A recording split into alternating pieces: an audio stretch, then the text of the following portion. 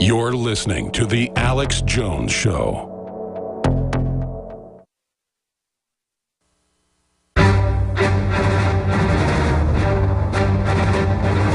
Big Brother, mainstream media, government cover-ups.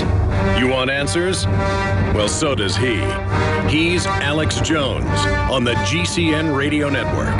And now, live from Austin, Texas, Alex Jones. We've got former Minnesota Governor Jesse Ventura coming on. He's got an article and video up on Infowars.com. Ventura, CEO salary's up 875% since 1978. And obviously, I think there are a lot of CEOs that are doing pump and dumps, running scams, a lot of things I don't like. But I don't know if I agree with Ventura on this, but I think it's an important debate, just like minimum wage is an important debate. So we'll debate in a friendly way that coming up in the next segment.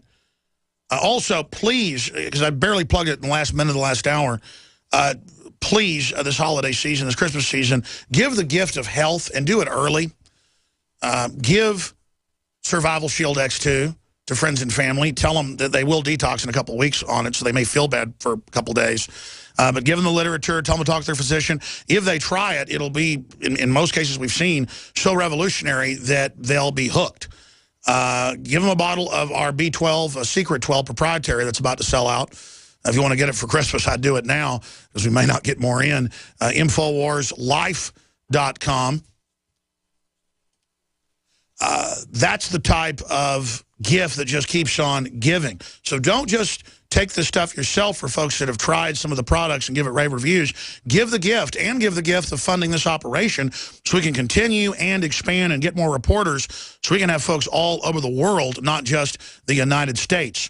Now, I saw this piece last night on InfoWars Nightly News, a little news update by Staff Sergeant Joe Biggs, retired. And I remember seeing this in the news, and I thought it at the point, and then he thought the same thing I was thinking.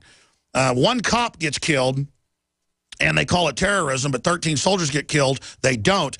Here is Joe Biggs' report.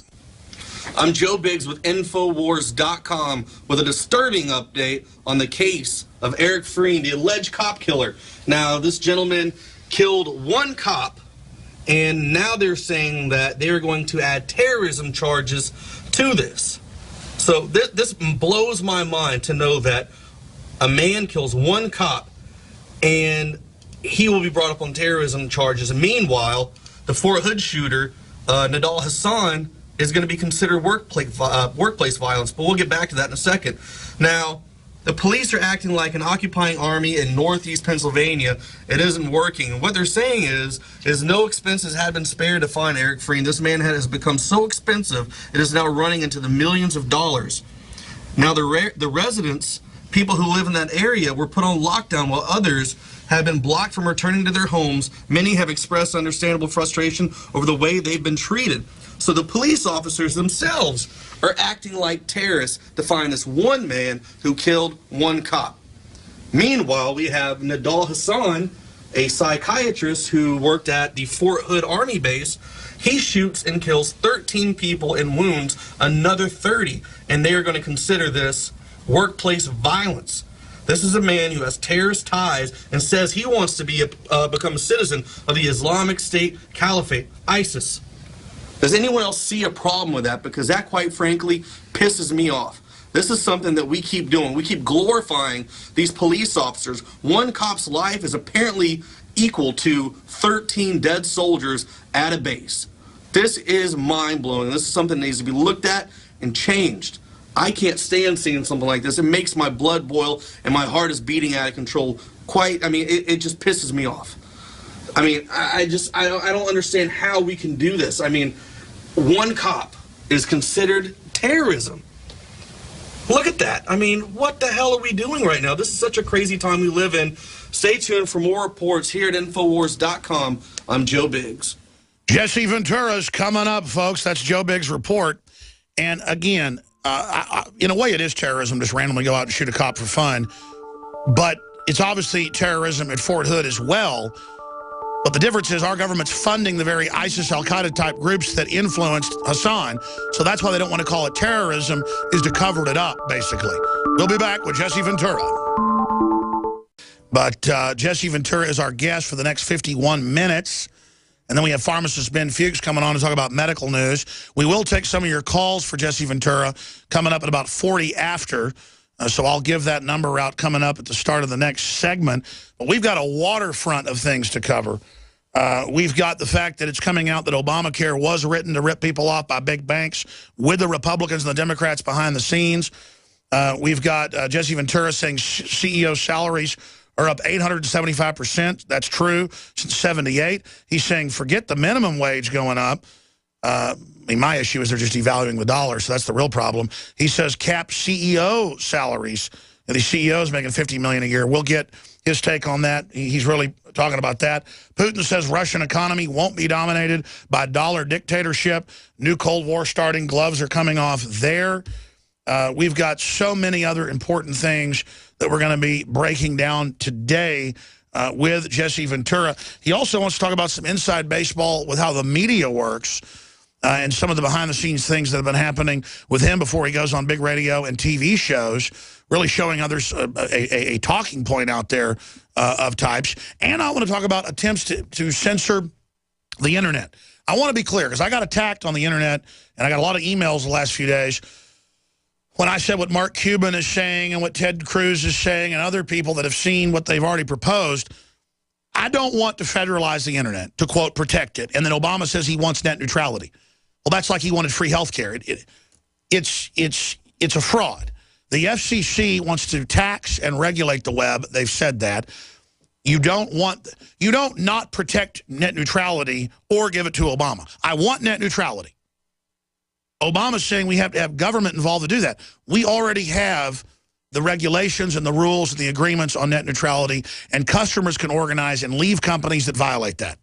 The free market can deal with it. I want to get Jesse Ventura's take on that first, but I am not for the government with their internet kill switch. They've already taken it over. Now they just want you to know they're the boss. Look what they've done with water as a utility. They've sold it off to foreign interest. I say leave the internet like it is. Don't let Obama, with all these Democrats that say they want to bring in the fairness doctrine to the internet and radio. Listen, I couldn't have this show if they brought the fairness doctrine back. If they do it, I'm going to continue. They're just going to have to arrest me. Now, Governor, I haven't asked your take on this.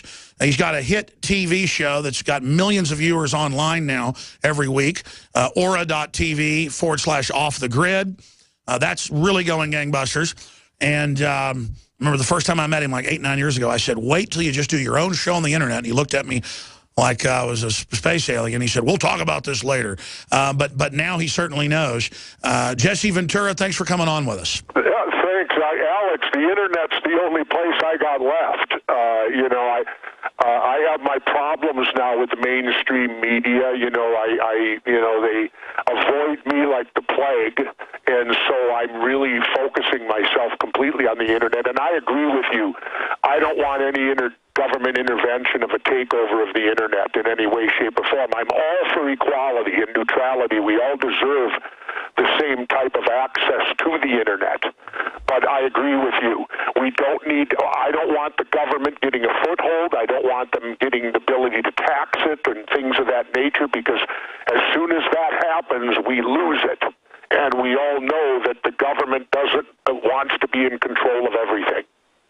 Well, absolutely. I mean, they have such a history of taking things over and signing it off in backroom deals to insiders.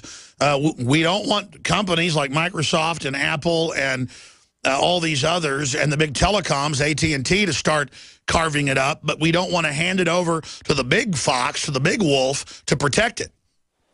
Yeah, it's a tough, dicey situation, and it's a delicate situation, because, as I said, you certainly want every individual out there to have equal access and to be able to use the internet, in their lives.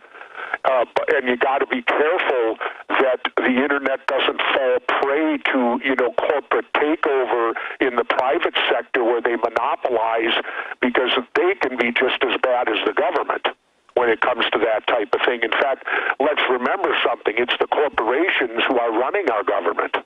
That's right. So from your research and being a governor and being a successful businessman, what do we do? Have a bipartisan commission, have a public debate, and kind of inform the public about it? I mean, I've seen them already try to get rid of net neutrality, and the public backlash has stopped it when the corporations just do it on their own. So, I mean, I really think that's the answer, is a vigilant public. Yeah, well, it has to be, and that's your problem. The public's not vigilant.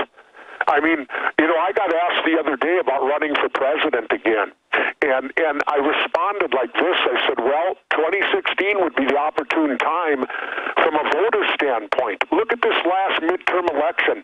What was the national voter turnout? About 37%? Yes. Okay, that means you've got a pot out there of 63%, a huge majority that a person like me could tap into. And that's what we did in Minnesota. That's how we viewed it in Minnesota. You know, I could steal votes from the actual 37%.